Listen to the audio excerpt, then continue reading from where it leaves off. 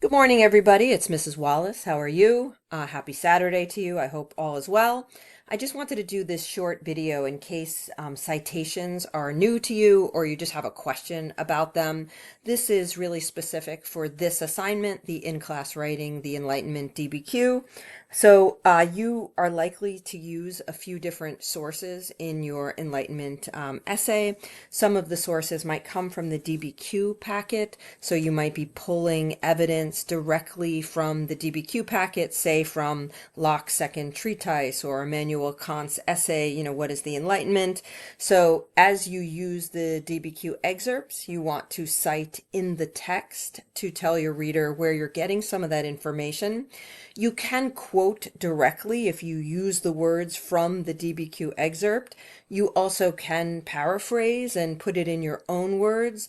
Either is fine. You still cite in the text to tell your reader that the ideas belong to Immanuel Kant or John Locke, and adding some of their words is a really good advantage for you in your writing. It adds to your evidence, and it makes it clear where the ideas belong to the thinkers. And then it also, if something's not cited, we assume it's in your voice. One thing we will skip is the works cited list or the bibliography at the end. Typically in an assignment, you might do in-text citations and you might build a bibliography or a works cited list at the end.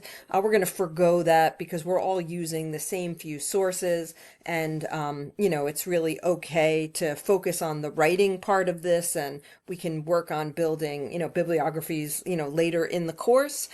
Just know that the things that you would be citing in text, the sources that you'd be citing, would all also be cited in your, works cited list. Okay, so there's like a coordination there.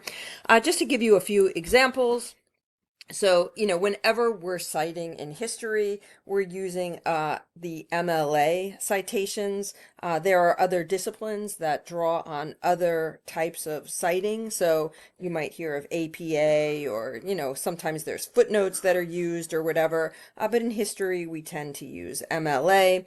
And generally, we're looking at kind of a sequence of information that's really important to collect. So every time you're using a source, you're paying attention to the author of the source, the title of the source, and oftentimes sources are located in containers. You might find Kant's essay, What is the Enlightenment? But you might not be holding his actual essay. You might be looking at it in a book or in a textbook excerpt, or it's in a container someplace else, on a website, in Stanford Philosophy, whatever. So oftentimes you're saying, this is the source I'm using. It's by Immanuel Kant, but I also will give the reader some information about where it is coming from, so the reader can find exactly what I looked at.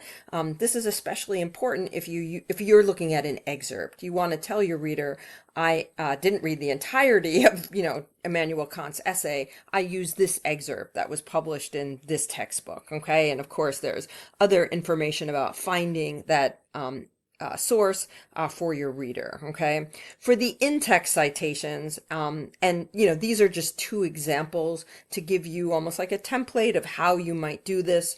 The first example is using the DBQ packet. So you might do something like, in his essay, What is the Enlightenment, in or from 1784, Immanuel Kant described the Enlightenment as, quote, because I'm quoting verbatim from the DBQ source, freedom for man to make public use of his reason in all matters.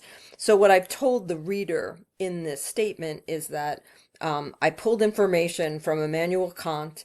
The quote came from What is the Enlightenment, which was published in 1784 by Immanuel Kant. Okay, so everything about the excerpt that I need to really tell the reader is in the sentence.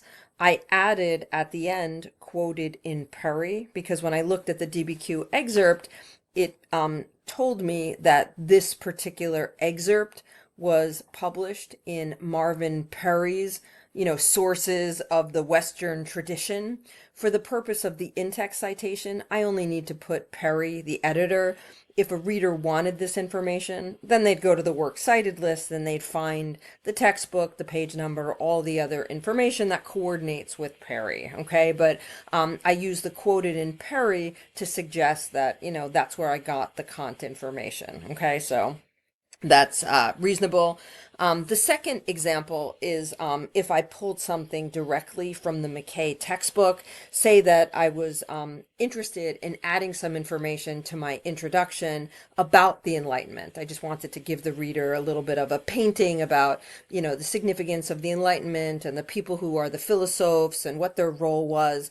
And maybe I paraphrase some information that I remember reading. The Enlightenment philosophes use coffee houses and salons to debate their ideas and critique the status quo.